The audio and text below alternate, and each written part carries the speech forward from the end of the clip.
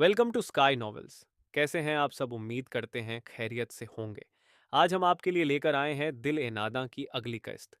आगे बढ़ने से पहले चैनल को कर लीजिए सब्सक्राइब और बेल आइकॉन भी कर लीजिए प्रेस। चलिए चलते हैं किस्त की जानिब। वो शॉल को शानों के इर्द गिर्द लपेटे बालकनी में खड़ी चांद को खाली उजझानी के आलम में तक रही थी। उसकी आंखें खाली थीं। आज वहां ना आंसू थे, ना कोई उम्मीद। उसे यहां आए आज 2 हफ्ते होने वाले थे और जिहान ने एक बार भी उससे कांटेक्ट करने की कोशिश नहीं की थी। वरना ईशाल को उम्मीद थी कि वो लेटर पढ़कर एक बार तो जरूर उससे कांटेक्ट करेगा। पर उधर मुकम्मल खामोशी थी। जो पता नहीं अच्छी थी या बुरी, वो समझ नहीं पा रही थी। वो इन दिनों वाकई कुछ समझ नहीं पा रही थी। घर पर भी उसने झूठ बोला था कि वो कुछ दिन के लिए आई है, और उसने साफ तौर पर अम्मी और नोमिया के चेहरे पर परेशानी बिखरती देखी थी। उन्होंने पूछा नहीं था, पर ईशाल जानती थी कि वो क्या सोच रही होंगी। पर वो उस वक्त किसी भी सवाल का जवाब देने की पोजीशन में नहीं थी, इसलिए खामोशी से अपने कमरे आ गई थी। बाद में अम्मी और नोमिया ने आहाने बहाने से उससे कई सवाल पूछे थे और उसने सब ठीक है कहकर मुतमिन कर दिया था। पता नहीं वो मुतमिन हुई थी या नहीं, पर फिर उन्होंने दोबारा सवाल नहीं किया था। पर हर गुजरते दिन के साथ अम्मी की परेशानी में इजाफा होता जा रहा था, जो वो महसूस कर सकती थी। उसने सोच लिया था वो जिहान से अलहदगी के बाद यहां से चली जाएगी। आजकल वो बस यही सोचती रहती थी कि वो आगे क्या क्या करेगी। अभी भी चांद को देखते हुए जाने कहां पहुंच गई थी। कॉफी? नोमिया की आवाज पर ईशाल ने चौंक कर आसमान से निगाह हटाई तो नोमिया कप उसकी जानिब बढ़ाए खड़ी थी। तुमने क्यों बनाई? मुझे बुला लेती। ईशाल ने शर्मिंदा से अंदाज में उसके हाथ से कप पकड़ते हुए कहा। उसका इशारा उसकी हालत की तरफ था। कोई नहीं, अभी तो तीसरा माह है। नोमिया ने हल्के फुल्के अंदाज में उसे जताया और अपनी कॉफी का सिप लिया। ईशाल भी होले से मुस्कुराकर सिप लेने लगी। ईशाल, तेरा और जिहान का झगड़ा हुआ है किसी बात पर? नोमिया ने ईशाल के चेहरे की जानिब देखते हुए पूछा तो ईशाल की जबान बेसाख्ता चली। नहीं, ऐसी तो कोई बात नहीं है। बस मैं यूं ही आ गई थी। 1-2 दिन में चली जाऊंगी। ईशाल ने अपने लहजे को हत्तुल इम्कान नॉर्मल रखने की कोशिश की थी। मैंने जाने के नहीं कहा ईशाल। ये तेरा भी घर है। मैं तेरी उदासी की वजह जानना चाह रही हूं। नोमिया को बुरा लगा उसका ये कहना, तभी अपनी बात का मफहूम वाजे किया। मैं उदास नहीं हूं नोमिया, और ना ही ऐसी कोई बात है जैसा तुम सोच रही हो। ईशाल ने बालकनी की संगी रेलिंग पर कप रखते हुए कहा। मैं सिर्फ तेरी भाभी नहीं हूं ईशाल, दोस्त भी हूं। मुझसे बात मत छुपा। मैं जानती हूं कुछ हुआ है जब से तू यहां आई है। जिहान का एक फोन नहीं आया तेरे पास, और तेरी आंखों में जमी उदासी की तह मैं बखूबी देख सकती हूं। बल्कि अम्मी अब्बू और तुम्हारे भाईजान भी सब तुम्हारी फिक्र करते हैं ईशाल। हम सब तुम्हारे अपने हैं, इसलिए हमें बताओ क्या मसला है। मसला बताओगी नहीं तो सुलझेगा कैसा? नोमिया ने संजीदगी से कहा तो ईशाल के गले में आंसुओं का गोला अटकने लगा। कुछ मसले कभी नहीं सुलझते नोमिया। मेरी मनहूसियत भी उन्हीं मसाइल में से एक है। ईशाल ने भर्राई हुई आवाज में कहा तो नोमिया हैरत से उसे देखने लगी। नोमिया ने बहुत कुछ सोचा था, लेकिन ईशाल का जवाब ये होगा, ये उसने कतई नहीं सोचा था। ये उम्मीद से परे थे।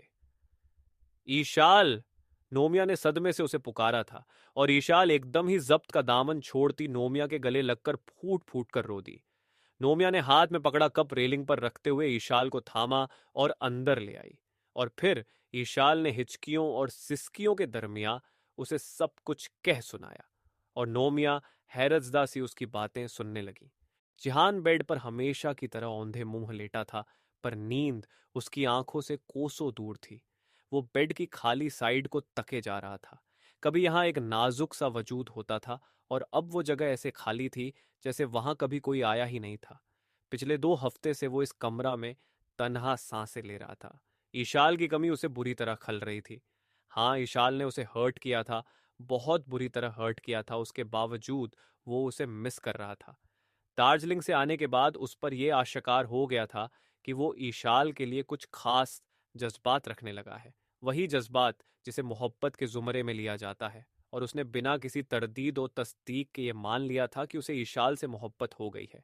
पर जब ईशाल ने उसके जज्बात की तौहीन की तो उसने भी जिद्दी बच्चे की तरह मोहब्बत से मुंह मोड़ लिया। पर वो भूल गया था कि किसी से मोहब्बत होने के बाद उसे अनलव नहीं किया जा सकता। पर आज कमरे की तन्हाई उसे ये बात वाज़े अंदाज में बता रही थी। उसने हाथ बढ़ाकर ईशाल की खाली जगह पर हाथ फेरा। अजीब सी तिश्नगी ने उसके अंदर कहीं सर उठाया था। लेकिन मैं क्यों उन्हें याद करूं? उन्होंने तो जाने से पहले एक बार भी नहीं सोचा। फिर मैं क्यों उनकी यादों में घुलता रहूं?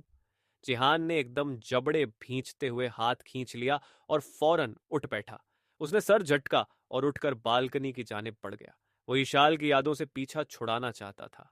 यही सोचकर उसने चलते चलते राइटिंग टेबल से अपना फोन उठाया था।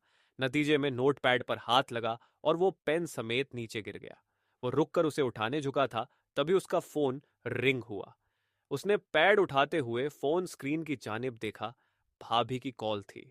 वो ठिठका फिर पैड को टेबल पर डालते हुए उसने फोन उठा लिया। जिहान, मुझे तुमसे एक जरूरी बात करनी है। रस्मी सलाम दुआ के बाद भाभी ने ठहरे हुए लहजे में कहा तो जिहान कुर्सी पर बैठते बैठते एक बार फिर ठिठका। जी बताइए, जिहान ने संभल कर कहा। और फिर जैसे जैसे नोमिया बोलती गई, जिहान के चेहरे की रंगत बदलती गई। नोमिया ने ईशाल के सारे डर, सारे खौफ और जो कुछ उसने किया वो सब कह सुनाया। नोमिया ने आज ईशाल को कुछ नहीं समझाया था क्योंकि वो जानती थी ईशाल का यकीन इतना पक्का हो गया है इस अंधविश्वास पर कि वो कुछ नहीं समझेगी। इसलिए उसने जिहान से ही ये सब बताने की सोची। और अब वो सब कुछ बिना रुके बताती चली गई और जिहान खुले हुए नोटपैड पर निगाहें जमाए धक से रह गया था। एक तरफ नोमिया की बातों ने उसे सदमा पहुंचाया था तो दूसरी तरफ नोटपैड पर लिखी सत्रों ने। मैं बस यही चाहती हूं कि तुम उससे बदजन होने की बजाय उसे समझो और उसकी इस हिमाकत का असर अपनी शादीशुदा जिंदगी में ना पड़ने दो। तुम सुन रहे हो ना जिहान? नोमिया उसकी मुसलसल खामोशी पर उसे मुखातिब करती बोली, जबकि जिहान ने ढीले से अंदाज में कान से फोन हटाकर टेबल पर रखा और वो नोटपैड उठा लिया। जबकि टेबल पर रखे फोन से अभी भी नोमिया की हेलो हेलो की आवाज आ रही थी। जिहान, मैंने जो किया मैं उसके लिए शर्मिंदा हूं। मैंने ऐसा बिल्कुल नहीं चाहा था कि ये सब इस तरह हो। मैं तो खामोशी से तुम्हारी जिंदगी से निकल जाना चाहती थी क्योंकि हम दोनों अलग हैं। हमारे रास्ते, हमारे मंजिल अलग है। हमारे घर वालों ने जबरदस्ती हमें रिश्ते में बांध दिया था। उस वक्त हालात ऐसे थे कि हम दोनों ना चाहते हुए भी इस रिश्ते में बंध गए थे। पर अब हमें अपनी राहें अलग कर लेनी चाहिए। अब हालत अलग है। तुम मुझे डिवोर्स दे दो। मैं तुम्हारे लिए नहीं हूं।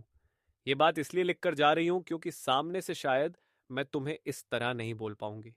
मैं डिवोर्स पेपर्स का इंतजार करूंगी। हो सके तो मुझे माफ कर देना। मैंने तुम्हारे मान को ठेस पहुंचाई है, इसका अंदाजा है मुझे। मैं शर्मिंदा हूं। I am sorry. जिहान के पूरे वजूद में गुस्से और तैश की लहर की दौड़ गई। उसके जबड़े गुस्से से भिंज गए। उसने एक झटके से वो पेज नोट पैड से अलग किया और तेजी से दरवाजे की जानिब बढ़ गया।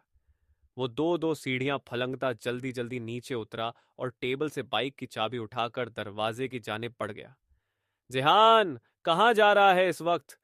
अब्बा जो धप धप सीढ़ियां उतरने की आवाज पर दरवाजा खोलकर बाहर आए थे, जिहान को दरवाजे की जानिब बढ़ता देखकर पूछने लगे, आपकी लाडली को लेने? जिहान ने तेज आवाज में बिना पलटे जवाब दिया और झट से दरवाजा खोलकर बाहर निकल गया। अब्बा के लबों पर एक बेसाख्ता सी मुस्कुराहट आई थी। उल्लू का पट्टा। अब्बा मुंह ही मुंह में बड़बड़ाए, जबकि अम्मा हैरत से कभी खुले दरवाजे को देखती और कभी शौहर को। हो क्या रहा है ये? अम्मा ने हैरत और नासमझी से पूछा। कुछ नहीं, पेंच कस गया है तुम्हारे लाडले का, अब्बा ने मुस्कुराकर कहा और जाकर बेड पर बैठ गए। सब पागल हो गए हैं, अम्मा ने कोफ्त से बड़बड़ाया और पानी लेने किचन की जानिब बढ़ गई। वो तकिए में मुंह दिए सोने की कोशिश कर रही थी। पलकें अभी तक भीगी हुई थीं। जब से नोमिया गई थी तब से उसके आंसू नहीं थमे थे। अब बड़ी मुश्किल से खुद को संभाल कर लेटी थी, पर नींद अभी भी ना आई थी। जहन एक बार फिर जिहान की सिमत मुड़ गया था। अभी वो उसी के बारे में सोच रही थी जब बालकनी में ठप से किसी के कूदने की आवाज आई थी। वो एकदम उठ बैठी। बालकनी का दरवाजा खुला था और वहां कोई साया नजर आ रहा था। ईशाल ने एकदम हाथ मारकर लाइट ऑन की और सामने जिहान को खड़ा देखकर ईशाल धक से रह गई। बिखरे बाल, रफ हुलिया और सुर्ख होती आंखें लिए वो उसे ही देख रहा था। ईशाल जिहान को देखते हुए गैर इरादी तौर पर उठ खड़ी हुई। क्या बकवास है ये? जिहान ने गुस्से से हाथ में पकड़े कागज की जानिब इशारा किया तो ईशाल की नम पलकें मजीद नम हुई थीं। यानी जिहान ने वो खत आज पढ़ा था। बकवास नहीं है, यही सही फैसला है, ईशाल ने खुद को संभाल कर कहा। और अकेले आप ये फैसला करने वाली कौन होती है? जिहान उसके सामने आ खड़ा हुआ था। ईशाल ने निगाह भरकर उसे देखा। वो आज कितने दिन बाद उससे मुखातिब हुआ था। अब्बा ने चांटा मारकर शादी करा दी। आप चांटा मारकर ये शादी खत्म करना चाहती है। मैं कहाँ हूं इसमें, सिर्फ चांटा खाने के लिए? जिहान सुर्ख डोरों वाली आंखों से उसे देखता पूछ रहा था और ईशाल की आंखों में पानी जमा होता जा रहा था। जिहान, मेरी बात समझने की कोशिश करो, मैं नहीं रह सकती तुम्हारे साथ, ईशाल ने अपने आंसुओं को अंदर ही उतार कर कहा। क्यों? जिहान ने दूं बादूं पूछा तो ईशाल चाहकर भी एकदम कुछ न बोल पाई कि गले में आंसुओं का गोला अटक गया था। क्योंकि आपको लगता है अगर आप मेरे साथ रही तो मुझे कुछ हो जाएगा। हाँ, क्योंकि आप उन फजल जाहिल लोगों की तरह अपने आप को मनहूस समझने लगी हैं, है ना? जिहान ने तीखे लहजे में पूछा तो ईशाल ने चौंक कर जिहान को देखा और उसकी आंखों में भरे आंसू एकदम ही उसके गालों पर लुढ़कते चले गए। कि सच्चाई यही थी, आपसे ऐसी जाहिलियत की उम्मीद नहीं थी मुझे। पढ़ी लिखी होकर आप ऐसी जाहिलों वाली सोच कैसे रख सकती हैं? जिहान में उसे मलामती नजरों से देखते हुए अफसोस भरे लहजे कहा। यह जाहिलियत नहीं है जिहान, यही सच्चाई है। मैं हूं मनहूस। ईशाल एकदम ही तड़प कर बोली थी। नहीं है आप मनहूस, कोई मनहूस नहीं होता, समझी आप? जिहान एकदम ही उसे दोनों बाहों से झिंझोड़ कर बोला। किसी का मुझे नहीं पता, लेकिन मैं मनहूस हूं। मेरी मनहूसियत पहले ही बहुत नुकसान कर चुकी है जिहान। मैं मजीद नुकसान नहीं सह सकती। Please try to understand. Ishal रोती आंखों से उसे देखती आजिजी से बोली। अगर आपको लगता है कि जो कुछ हुआ वो आपकी वजह से हुआ तो आप बिल्कुल गलत है। दुनिया में रोज हजारों लोग मरते हैं, तो क्या सब आपकी वजह से मरते हैं? या लोगों की जिंदगी में जो कुछ भी गलत होता है वो आपकी वजह से होता है? ऐसा कुछ भी नहीं है, कोई किसी की वजह से नहीं मरता, कोई किसी की वजह से किसी मुश्किल में नहीं पड़ता। जो कुछ हुआ आपकी वजह से नहीं हुआ। ना कोई आपकी वजह से मरा, ना कोई आपकी वजह से गिरा। वो सब कुछ हुआ क्योंकि ऐसा ही होना लिखा था। खुदा के वास्ते खुद को इन सब का जिम्मेदार समझना बंद कर दे। जिहान बुरी तरह जचाकर बोला था। नहीं समझ सकती क्योंकि मैं हूं इन सब की जिम्मेदार। तुम बताओ, हर इंसान मुझसे जुड़ने के बाद ही क्यों हादसों का शिकार होता है? क्यों उस लड़के की बहन का अनजन्मा बच्चा उस हादसे की नजर हो गया? क्यों दूसरे रिश्ते में उस लड़के का बाप मर गया? क्यों शादी वाले रोज शमीम बुखारी की भतीजी सीढ़ियों से गिरी? और क्यों तुम्हारे साथ वो हादसा पेश आया? क्यों आखिर मुझसे जुड़ने के बाद ही क्यों? है तुम्हारे पास इन सवालों का कोई जवाब? ईशाल इस बार एक झटके से उससे अपनी बांह छुड़ाती चीखी थी। जिहान हैरत और सदमे से उसे देखने लगा। ये आवाज कैसी आ रही है? क्या ईशाल के कमरे में कोई है? असद भाई, जिनका कमरा ऊपर ही था, वो इन आवाजों पर एकदम ही चौंक कर बोले और कंबल हटाकर उठने लगे। बस बस, ज्यादा जेम्स बॉन्ड बनने की जरूरत नहीं है। चुपचाप लेटे रहिए, जिहान है उधर, करने दे दोनों मियाँ बीवी को। बात कबाब में हड्डी बनने की जरूरत नहीं है। नोमिया ने असद को बांह से पकड़कर रोका। वो बाइक की आवाज पर पहले ही खिड़की से जिहान को देख चुकी थी। जिहान? वो कब आया? मैंने तो उसे आते नहीं देखा। असद भाई हैरान हुए। आपकी तरह नहीं है वो। जरा जो रोमांटिक तरीके से आए हो कभी मुझसे मिलने। देखो, रोमियो की तरह बालकनी से आया है अपनी ईशाल से मिलने। सीखो, कुछ सीखो। नोमिया ने नाक सिकोड़कर कहा तो असद ने अजीब नजरों से नोमिया को देखा। नोमिया की कुछ बातें असद के लिए ऐसी ही होती थीं। नहीं है ना तुम्हारे पास कोई जवाब? ईशाल उसकी खामोशी पर जताते हुए बोली। हाँ है, और वो ये कि वो सब कुछ हुआ क्योंकि वो सब कुछ उसी वक्त होना लिखा था। आप उन लोगों से जुड़ती या ना जुड़ती, इससे कोई फर्क नहीं पड़ता। बिल्कुल ऐसे जैसे कल हमारे मोहल्ले में एक बच्चा छत से गिरा, वो गिरा क्योंकि उसका गिरना लिखा था। लेकिन आप उनके घर जाती तो फौरन कहती ये आपकी वजह गिरा, जबकि ऐसा नहीं है। जिहान ने एक जाज़्ब के आलम में उसे मिसाल देकर समझाया तो ईशाल चाहकर भी एकदम कुछ ना बोल पाई। पर वो फिर भी चेहरे पर ना मानने वाले तस्सुरात लिए खड़ी रही। अच्छा, क्या आप गारंटी दे सकती है या कोई ऐसी दलील दे सकती है जो ये साबित करे कि आप उन सब लोगों से न जुड़ती तो उनके साथ वो सब नहीं होता जो हुआ? जिहान 2 कदम आगे बढ़ता एक बार फिर उसकी आंखों में आंखें डाले पूछ रहा था। ईशाल के पास इस सवाल का कोई जवाब नहीं था। अच्छा, फिर इस बात की गारंटी दें कि आपसे अलग होने के बाद मुझे कुछ नहीं होगा? जिहान 1 कदम मजीद उसके करीब आया। ईशाल ने बेबसी से आंखें बंद कर ली। जिहान, तुम मान क्यों नहीं जाते आखिर? क्यों जिद कर रहे हो? ईशाल बुरी तरह जिचाकर बोली। उसके आंसुओं में एक बार फिर शिद्दत आ गई थी। जिद मैं नहीं, जिद आप कर रही हैं, वो भी बेहद फिजल। जिहान भी उसके ही अंदाज में बोला। मैं फिजल जिद नहीं कर रही। ईशाल एहतिजाजन दबा दबा सा चिल्लाई। बिल्कुल कर रही है, फिजल भी और इलॉजिकल भी। अच्छा, मुझे लॉजिक दें। हम इतने दिन से साथ रह रहे थे, साथ सो रहे थे, साथ खा रहे थे, साथ घूम रहे थे। तब मुझे कुछ नहीं हुआ, लेकिन फिर आपके मुताबिक हमने एक छोटा सा किस किया और मेरे साथ वो हादसा पेश आ गया। अच्छा चलो, वो भी मान लिया, लेकिन उसके बाद भी हमने कई बार किस किया, तब ऐसा कोई हादसा पेश क्यों नहीं आया? लॉजिक दें मुझे आप। जिहान इस बार पूरी तरह जिरह पर उतर आया था। ईशाल कुछ लाजवाब सी होकर उसका चेहरा तक रही थी, जो सीने पर हाथ बांधे मुंजिर नजरों से उसे देख रहा था। जिहान, क्यों बहस कर रहे हो? जो मैं कह रही हूं वो मान क्यों नहीं लेते आखिर तुम? तुम्हें खोने का हौसला नहीं है मुझ में। तुम्हें कुछ हुआ तो मैं जीते जी मर जाऊंगी जिहान। समझते क्यों नहीं हो तुम? ईशाल इस बार बुरी तरह झुंझलाकर बोली थी। जिहान के सवाल अब उसे लाजवाब कर रहे थे और उसे समझ नहीं आ रहा था कि वो किस तरह अपना खौफ उसे बताए। नहीं समझता और न मुझे समझना है। मुझे बस आपके साथ रहना है। अब चुपचाप चले मेरे साथ। जिहान भी इस बार झल्लाकर बोला और उसका हाथ थाम लिया। मैं नहीं जाऊंगी जिहान, छोड़ो मुझे। ईशाल ने एक झटके से अपना हाथ छुड़ाया। जिहान ने गुस्से से उसे देखा। तुम बस डिवोर्स दे दो मुझे। ईशाल उससे नजर चुराती बोली। ठीक है, आप मुझे गारंटी दें कि आपसे अलग होने के बाद मुझे कुछ नहीं होगा।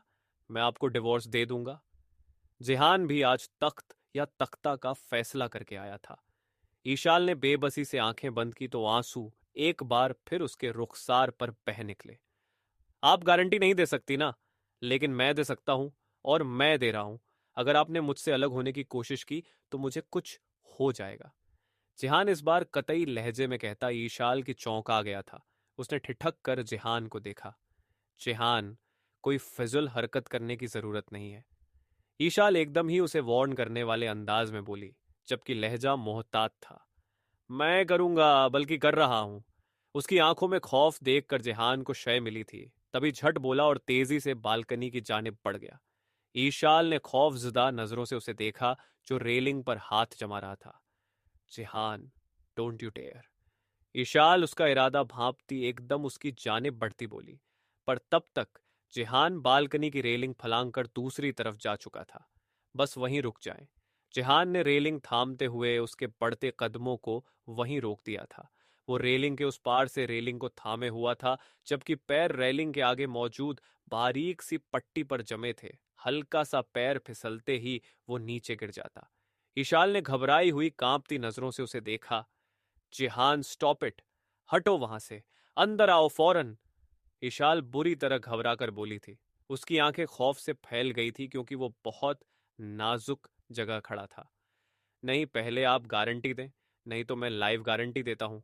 जिहान ने उसके आगे ऑप्शन रखते हुए नीचे की जानिब देखकर कहा। जिहान, बकवास मत करो। ये कोई मजाक का वक्त नहीं है। हटो वहां से फौरन। ईशाल ने एक बार फिर उसकी जानिब कदम बढ़ाने की कोशिश की थी। नो। जिहान ने एक बार फिर उसके बढ़ते कदमों को रोक दिया था। मैं कोई मजाक नहीं कर रहा। डेमो दूं? जिहान ने कहते हुए रेलिंग से एक हाथ हटा लिया था। ईशाल की आंखें तहायुर से फैल गई। जिहान, स्टॉप दिस नॉनसेंस। क्या चाहते हो तुम आखिर? ईशाल बुरी तरह घबरा कर बोली। ये फिजुल जिद छोड़कर घर चलें मेरे साथ अभी। जिहान ने फौरन कहा। मैं चाहकर तुम्हारे साथ नहीं रह सकती जिहान। समझने की कोशिश करो। ईशाल इस बार बेबसी से रो दी थी। ठीक है फिर, मैयत पर आ जाइएगा मेरी। जिहान ने गुस्से से कहा और दूसरा हाथ भी छोड़ दिया। जिहान नहीं, ईशाल एकदम ही बहुत तेज चिल्लाई थी। जिहान ने बरवक्त दूसरे हाथ से रेलिंग थाम ली थी। ईशाल ने हैरत और सदमे से फटी आंखों समेत उसे देखा। वो सही सलामत था, पर ईशाल अभी तक भी शौक और बेयकीनी के आलम में खड़ी थी। अब आया यकीन? अब बताएं चल रही है या नहीं? जिहान ने जैसे आखिरी मौका दिया था। ईशाल एकदम ही शौक की कैफियत से निकलती उसकी जानिब बढ़ी। हाँ हाँ, मैं चल रही हूं। हटो अब वहां से फौरन। ईशाल जल्दी से उसकी बात मानती बोली। नहीं, पहले मुझे यकीन दिलाएं कि आप दोबारा मुझसे अलग होने की बात नहीं करेंगी और ना ही मुझे कुछ करने से रोकेंगी। जिहान का इशारा डिवोर्स और उस हरकत की तरफ था जिसके बाईस उसे आखिरी बार थप्पड़ पड़ा था। नहीं करूंगी और ना ही रोकूंगी। अब हटो, प्लीज अंदर आओ। ईशाल ने उजलत में कहते हुए उसका हाथ थामकर उसे अपनी जानिब खींचने की नाकाम सी कोशिश की। पक्का ना? जिहान मजीद तस्दीक चाहता था। हाँ हाँ पक्का, अब वहां से हटोगे तुम? ईशाल इस बार गुस्से से झुंझलाकर बोली। फिर ठीक है। जिहान एकदम ही मुस्कुराकर बोला और रेलिंग पर पांव जमाता अंदर आ गया और इधर आते ही ईशाल ने घुमाकर एक थप्पड़ मारा था। जिहान ने हैरत और नासमझी से उसे देखा, जो एकदम ही रोते हुए उसके गले लग गई थी। अब यह थप्पड़ किस खुशी में मारा गया है? जिहान ने खुद से लगी इशाल को हैरत और कुछ खफगी से देखा। आइंदा ऐसी कोई फिजल हरकत की ना तो दो और मारूंगी। ईशाल ने उसके सीने से लगे लगे ही बेहद गुस्से से कहा। और आइंदा आपने मुझसे अलग होने की बात की तो मैं भी बिना वार्न के कूद जाऊंगा। जिहान ने उसे खुद में भींचते हुए उसी के अंदाज में कहा। तुम बहुत बदतमीज हो जिहान, बहुत ज्यादा। ईशाल उसके गले लगे लगे ही सिसकती हुई बोली। हाँ ठीक है। जिहान ने आंखें बंद किए ही इस इल्जाम को मान लिया। वो उसके पास थी, वो बस उसे महसूस करना चाहता था। रोमांस खत्म हो गया हो तो आ जाएं हम। नोमिया की चहकती हुई आवाज आई तो वो दोनों कुछ सटपटाकर एक दूसरे से अलग हुए, क्योंकि असद भाई और नोमिया भाभी कमरे में खड़े उन्हें ही देख रहे थे। शायद वो ईशाल की चीख सुनकर आ गए थे। ईशाल ने जल्दी से अपने गीले चेहरे को हथेली से रगड़ा। जिहान भी अपनी शर्ट के कॉलर दुरुस्त करता सीधा हुआ। तब तक नीचे से रब्बानी साहब और अमरोहा बेगम भी आ गए थे। शायद आवाज नीचे तक गई थी। जिहान, बेटा आप यहां इस वक्त? रब्बानी साहब जिहान को देखते बोले। अमरोहा बेगम भी हैरत और अचंभे से उसे देख रही थी, जबकि नोमिया और असद खड़े जेरे लब मुस्कुरा रहे थे। और जिहान, जो पहले ही उन सब के आने से सटपटा गया था, इस सवाल पर मजीद कंफ्यूज हुआ। ईशाल भी इस ऑकवर्ड सिचुएशन में रोना भूलकर पज्जल सी हो गई थी। वो मैं, हाँ वो चचा जान, मैं वो इन्हें इन्हें लेने आया था। जिहान ने आखिर हिम्मत करके बोल ही दिया। नोमिया ने बेसाख्ता लब्बों पर हाथ रखकर अपनी हंसी रोकी थी, जबकि अम्मा के चेहरे पर एक अनजाना सा इत्मीनान फैल गया था। इस वक्त रब्बानी साहब ने हैरत से घड़ी की जानिब देखा जहां 2 बज रहे थे। हाँ अब्बा। अब्बा ने कहा कि मैं फौरन जाकर लेकर आऊं तो मैं आ गया। जिहान ने सटपटाकर अब्बा पर सारा इल्जाम धरा। ईशाल ने खामोश नजरों से उसे घूरा। लेकिन आप आए कैसे बेटा? दरवाजा तो बंद है। इस बार अमरोहा बेगम को भी कुछ तशवीश हुई। शायद वो पहले चीख की आवाज पर बाहर झांक कर आए थे। बालकनी से अम्मी, बालकनी से रोमियो स्टाइल जिहान ने अभी बहाना बनाने को मुंह खोला ही था कि असद भाई फौरन बोल पड़े। अम्मा के साथ अब्बा ने भी हैरत से जिहान को देखा। नोमिया ने सख्त नजरों से असद भाई को घूरा, बदले में उन्होंने दिल जलाने वाली मुस्कुराहट से उसे नवाजा। मानो कह रहे हो, ये होता है ऐसे बेवक्त रोमांस झाड़ने का अंजाम। वो वो चचा जान, मैंने सोचा मुझे आप लोगों को डिस्टर्ब नहीं करना चाहिए, इसलिए मैं ऐसे आया। जिहान ने टूटी फूटी सी वजाहत दी तो अम्मा अब्बा बेसाख्ता ही मुस्कुरा दिए। अच्छा, फिर ईशाल को भी यहीं से लेकर जाते? अब्बा ने मुस्कुराकर शरारत से पूछा तो जिहान इस बार बुरी तरह सटपटाकर बगले झांकने लगा। ईशाल ने अफसोस से उसे घूरा। अच्छा जाओ भाई, नीचे से ही ले जाओ। इस बार रब्बानी साहब ने हंसते हुए खुले दिल से इजाजत दी तो जिहान ने हैरत और बेयकीनी से रब्बानी साहब को देखा, फिर एकदम मुस्कुरा दिया। और सभी मुस्कुरा दिए थे सिवाय ईशाल के। उसे अजीब सी झिझक हुई थी। क्या सोच रहे होंगे सब? चलें फिर। जिहान ने पास खड़ी ईशाल को चलने का इशारा किया। हाँ हाँ, ये लो ईशाल, जाओ ये शॉल भी लो। नोमिया ने फौरन ही आगे आते हुए ईशाल का फोन और शॉल उठाकर उसे पकड़ आई। देख लूंगी तुम्हें। ईशाल ने दोनों चीजें पकड़ते हुए नोमिया को जेरे लब कहा तो नोमिया आंख मारती मुस्कुरा दी। थोड़ी देर में वो सब नीचे थे। ईशाल सबसे मिलकर बाइक की जानिब आ गई जो वो पहले ही स्टार्ट कर चुका था। अच्छे से पकड़ ले, जिहान ने उसके बैठने पर कहा तो ईशाल ने उसे पीछे से ही घूरा, फिर संभल कर बैठ गई। बाकी सबने दरवाजे से ही हाथ हिलाया तो उसने भी अलविदाई अंदाज में हाथ हिला दिया। बाइक आगे बढ़ गई थी। बाइक की जगह कभी मुझ गरीब को भी पकड़ लिया करें। जिहान ने उसकी जानिब मुंह मोड़ कर कहा। लहजे में लजाजत थी। सामने देख के चलाओ तुम। ईशाल ने उसे घुड़का। वैसे तो रोड इस वक्त खाली थी, पर फिर भी वो उसे टोके बिना ना रह सकी। जिहान ने मुंह बनाया और सामने देखना लगा। ईशाल उसे पुराने अंदाज में देखकर ना चाहते हुए भी मुस्कुरा दी। फिर खामोशी से उसकी पुश्त से लगती उसके सीने पर हाथ बांध गई। जिहान बेसाख्ता ही मुस्कुरा दिया। ईशाल को भी अजीब सा सुकून मिला था। वो उसकी पुश्त पर चेहरा टिकाकर सुकून से आंखें बंद कर गई, जबकि जिहान के लब्बों से एक शौक सी धुन फिसली थी। मेरी धड़कन पे तेरी धड़कनों का राज चले, तेरे होने से मेरी जिंदगी को सांस मिले। दिल ए नादा की बेखुदी तू है, तू ही आंसू मेरी हंसी तू है, तू मोहब्बत है जिंदगी तू है, दिल ए नादा की हर खुशी तू है। जारी है। मिलते हैं नेक्स्ट एपिसोड में। तब तक अपना ख्याल रखिए, ध्यान रखिए। Tata bye bye. और चैनल ज़रूर सब्सक्राइब कर लें।